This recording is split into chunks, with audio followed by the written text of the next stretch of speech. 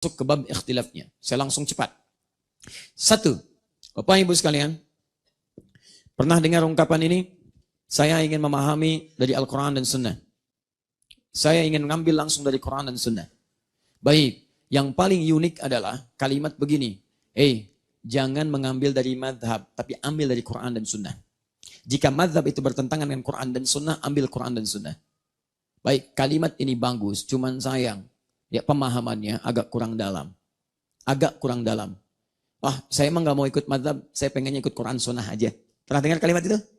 Baik, saya tidak ingin ikut madhab, saya ingin ikut Quran Sunnah saja. Pertanyaan saya, apa Anda bisa langsung memahami isi Quran dan Sunnah itu? Ketika Anda ingin memahaminya, pasti Anda akan melewati jalur di antara empat yang ini. Lihat rumusan tadi. Apa yang disampaikan Nabi ke sahabat, ke tabi'in, ke semua, dihimpun di sini. Ya, jadi kalau Anda ingin mendapatkan referensi ke sini, Anda nggak akan bisa langsung kecuali lewat sini.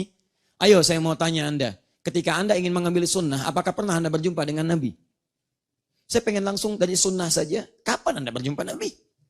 Mimpi aja belum tentu ketemu Nabi. Ya, ada kok dari Al-Bukhari. Al-Bukhari saja jalurnya lewat sini. Al-Bukhari itu mazhabnya Asy-Syafi'i. Asy-Syafi'i belajar beliau, jadi mengambil referensi dari sini. Bahkan beberapa hadisnya diambil dari Al-Muwatta'nya Imam Malik. Imam Malik menulis kitab Al-Muwatta', kitab hadis pertama. Isinya 100.000 hadis dari 1.000 riwayat. Konon dituliskan sebanyak 40 tahun. 40 tahun dituliskan. Disampaikan Al-Muwatta', kitab pendahuluan. Hadis-hadisnya dikumpulkan. Al-Bukhari pun mengambil sebagian dari sini. Jadi Imam Al-Bukhari saja mengambil riwayat dari sini. An-Nasa'i juga sama. Asy-Syafi'i, At-Tirmidzi mengambil dari Asy-Syafi'i. Rata-rata semuanya hampir mengambil dari sini. Bahkan persoalan dari sifat akidah, Imam Abu Hanifah sudah membuat kitab Tauhid pertama dikenal dengan Fikih Akbar. Beliau bukan cuma ahli fikih, tidak hanya ahli hadis, ini termasuk ahli kalam, ahli Tauhid. Dan dikenal dengan kecerdasannya dalam nalar akal.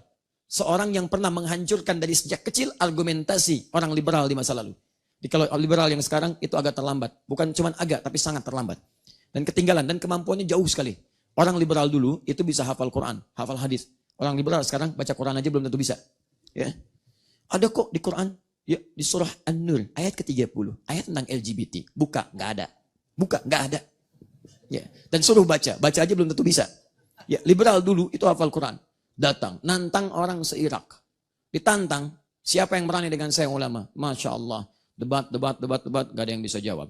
Di antara pertanyaannya, bagaimana Allah berbuat adil dalam memberikan hukuman dan pahala di akhirat nanti. Maksudnya apa? Allah menghukum makhluk termasuk setan, iblis dengan neraka. Neraka diciptakan dari api. Sedangkan setan dibuat dari api juga. Setan iblis dari jin. Quran surah 18 ayat 50. Ya wa idh qulna lil malaikati isjudu li adama fasajadu illa iblis kana minal jin. Jin diciptakan juga dari api. Quran surah 15 ayat ke-27. Wal janna khalaqnahu min qablu min naris samum. Di mana letak keadilan Allah? Lihat, jin diciptakan, setan iblis dari api. Disiksanya pakai api lagi, ya nggak ada rasanya. Coba lihat, dari api, setan dicipta dari api, dikembalikan ke api, disiksa pakai api, ya itu memang modal dia. Ya, di mana letak keadilan Allah? Susah orang jawab. Abu Hanifah senyum aja. Masya Allah. Coba sini, saya beritahu. Begitu datang, pak ditampar. Kenapa pukul saya?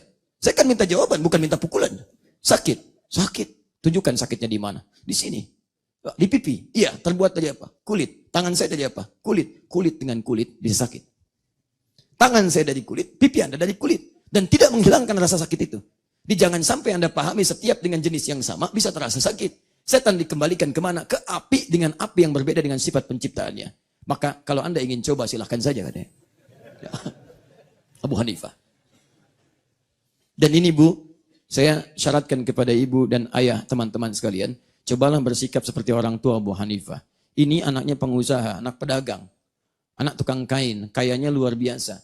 Tapi bukan berarti dengan kekayaan itu menjadikan cukup untuk mendidik anak, dipahami yang penting sudahlah, harta sudah ada. Tidak. Orang tuanya berpedoman, walaupun hidup berkecukupan, anak kita masih dekat dengan Allah Subhanahu wa Ta'ala. Secara singkat, dididiklah ini dititipkan pada para ulama. Tapi kisah yang paling indah adalah kisah bagaimana melahirkan seorang Abu Hanifah ini. Ya teman-teman sekalian, ayahnya Abu Hanifah itu luar biasa, saleh, dekat dengan Allah dan sebagainya. Itu kalau terlalu lama lah kalau dibahas. Singkatnya kalau ingin jadi anak yang saleh, maka orang tuanya itu harus jadi soleh terlebih dahulu. Mustahil Anda mengharapkan anak yang soleh kalau orang tuanya tidak soleh terlebih dahulu. Di bagian pertama. Nah, ini Abu Hanifah menyebar kemudian Imam Malik, Imam Syafi'i, Imam Ahmad bin Hanbal. Lihat baik-baik, Anda kalau kemudian ingin belajar Al-Quran dan Sunnah, mustahil kecuali lewat jalur yang di sini. Bagaimana hadis bisa datang? Dari Imam Al-Bukhari. Al-Bukhari lewat mana? Dari Imam Malik, lihat sebagiannya. Dari ahli hadis yang lainnya. Urutkan, kembali sampai sini. Di mazhab itu satu, jangan dipahami sebagai kelompok. Maksudnya kalau saya ikut kelompok Abu Hanifah, saya termasuk kelompoknya Hanafi. Kelompok. Sehingga ketika dipahami kelompok, munculnya fanatis. Fanatisme itu yang dilarang. Fanatisme kalau dipertahankan, itu yang salah. Bahkan imamnya sendiri mengatakan, semua ini kompak. Abu Hanifah, Imam Malik, Asy-Syafi'i, Imam Ahmad. Mereka mengatakan, kalau dari pendapat saya bertentangan isinya atau lemah dibanding Al-Quran dan Sunnah, maka tinggalkan pendapat saya, ambil pendapat yang sesuai dengan Al-Quran dan Sunnah. Masing-masing saling memuji, masing-masing saling mengangkat. Tidak ada yang menjatuhkan satu dengan yang lainnya. Anda pernah dengar enggak Imam Abu Hanifah ditahdzir oleh Imam Malik? Imam Asy-Syafi'i nahdzir Imam Ahmad. Pernah dengar? Gak ada. Yang lain selalu mengakui, saya mungkin ada kekurangan. Yang lain ada kelebihan. Ambil pendapat orang lain sepanjang lebih. Tinggalkan pendapat saya kalau kurang, tidak sesuai. Dan seterusnya. Jadi teman-teman sekalian, ketika Anda ingin kembali ke sini, maka Anda akan melewati fase ini. Tapi ingat, yang dilarang adalah fanatis yang berlebihan. Jadi kalau pendapat gak sesuai dengan Imam Syafi'i, saya gak mau ambil. Kalau gak sesuai dengan Imam Ahmad, saya gak mau ambil. Padahal nanti dalam fikih ada yang disebut muqaranah. Perbandingan mana yang paling sesuai diterapkan di tempat yang maslahatnya sama. Mungkin satu tempat yang paling maslahat pendapat Imam Abu Hanifah. Karena itu di Pakistan, di India, sebagian di Cina yang diterapkan yang ini. Karena sesuai dengan konteks kehidupan mereka. Itu yang diambil. Sebagian ada yang dengan menggunakan Syafi'i.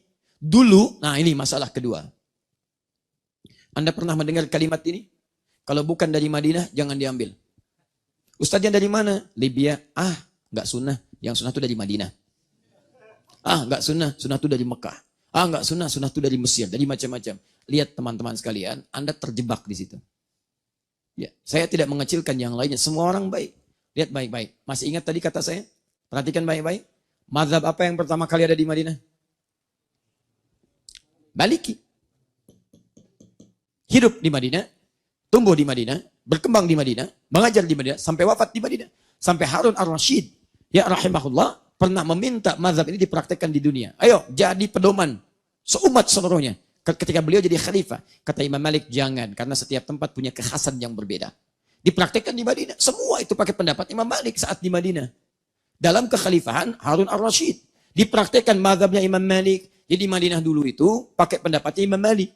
Di antaranya apa ciri khasnya? Misal kalau salat dia tidak menggunakan basmalah, langsung alhamdulillahirabbil alamin, enggak sir lagi. Tarawihnya bukan 11, bukan 23 lagi. Sampai 36. Sampai 39 dengan witirnya. Coba lihat. Ya, yang paling indah misalnya, yang kunut, ada kunut. Imam Malik kunut. Malik kunut, cuman kunutnya sebelum ruku, bukan setelah ruku. Dia mengambil hadis yang lain. Sebelum ruku, di rakaat yang kedua, kunut. Kunutnya sir. Di ahli Madinah praktekkan itu. Dan banyak sekali pendapat-pendapat Maliki dipraktekkan.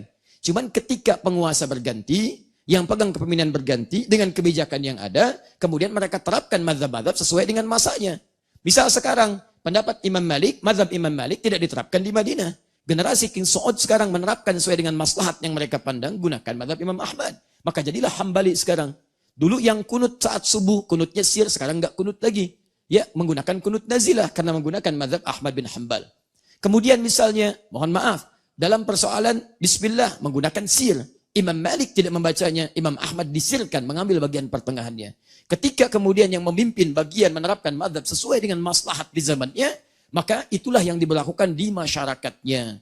Jadi jangan Anda simpulkan sekarang, lihat baik-baik. Mazhab Imam Malik tersebarnya Afrika Utara, Libya, Tunisia, Maroko. Mereka mempraktikkan mazhab Imam Malik. Mereka mempraktikkan kebiasaan orang Madinah masa lalu.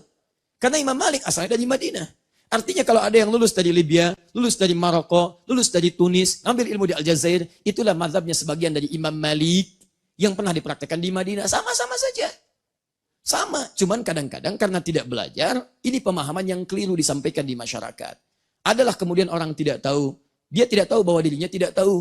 Orang bodoh, tidak tahu dirinya bodoh, ngajak orang lain bodoh. Ini jadi masalah. Paham ya? Jadi Anda jangan terjebak kalau ada kalimat-kalimat itu. Ukurannya sesuai enggak? Kalau ada ukuran Al-Quran, sunnah dengan baik, ajarkan, ajarkan, ajarkan. Yang kekinian itu sesuai dengan penempatan dipandang maslahat. Dulu maslahatnya begini, sekarang kelihatan agak berbeda tipikal masyarakatnya. Maka diterapkanlah hukum sesuai dengan ini. Paham ini? Halo? Alhamdulillah. Baik.